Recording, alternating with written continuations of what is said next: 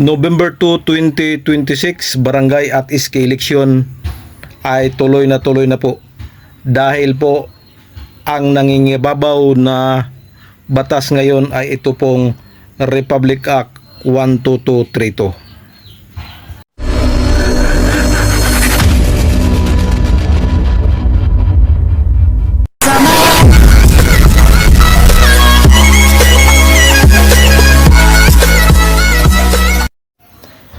Hello, welcome back muli sa ating munting channel mga kapobre. Cap John Official, isang mapagpalang gabi sa inyong lahat dyan mga kapobre. Araw pa rin ng Sabado ngayon. So ngayong gabi mga kapobre ay pag-usapang muli natin ang barangay at SK election. So marami pong nagko-comment sa ating mga upload at sinasabi po nila na yung sinasabi nating tuloy na po yung November 2, 2026 ay hula lang daw natin mga kapobre. Mayroon ding nagsabi na hindi raw tuloy ang November 2, 2026 dahil Supreme Court daw ang magdesisyon. Okay po mga kapobre, nire-respeto po natin yang inyong mga comment at maraming salamat po sa palagi inyong pagsubaybay sa ating munting channel mga kapobre. So pag-usapan natin itong sinasabi natin na tuloy na itong November 2, 2026 at may nag-comment na hula lang daw natin yan. Nang huhula lang daw tayo.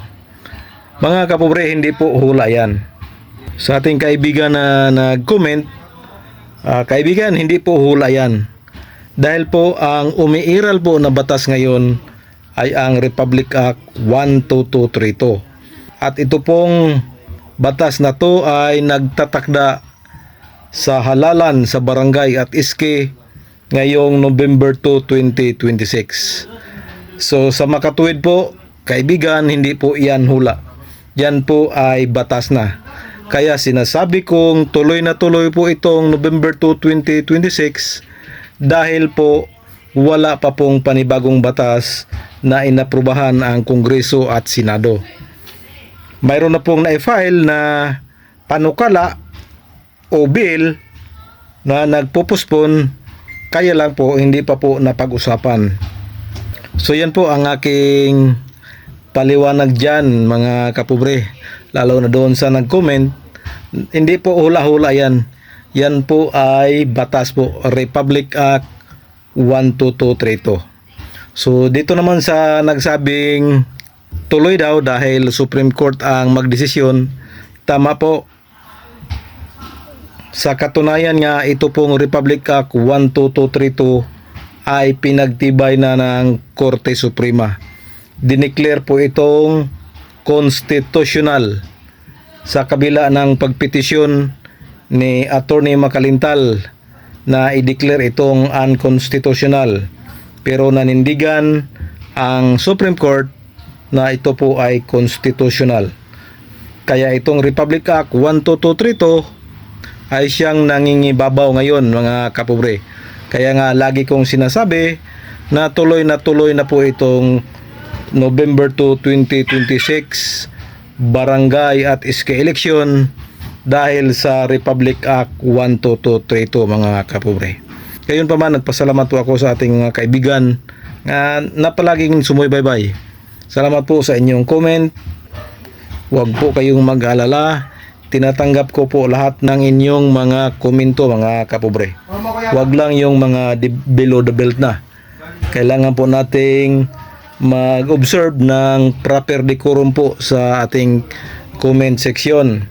Dahil tayo po ay nagbigay lang po tayo ng konting mga kaalaman mga kapobre.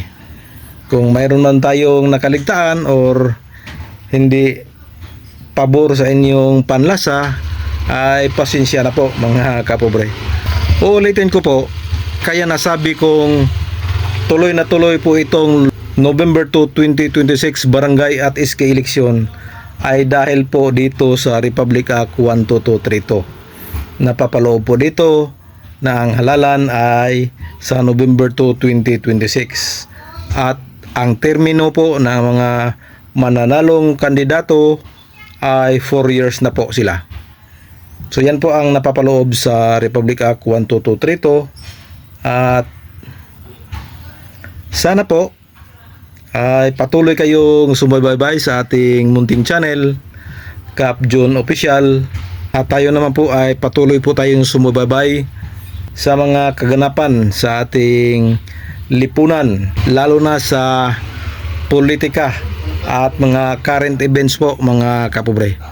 So sa ngayon po, hanggang hindi pa po natatapos ang barangay at SK election, pagtiyagaan lang po muna ninyo mga kapobre, dahil ito po ang ating araw-araw na magiging content update sa barangay at SK election. So yan po, maraming salamat sa inyong lahat. This is your Cap John Official. Please subscribe, like and share, and God bless us all. Bye bye.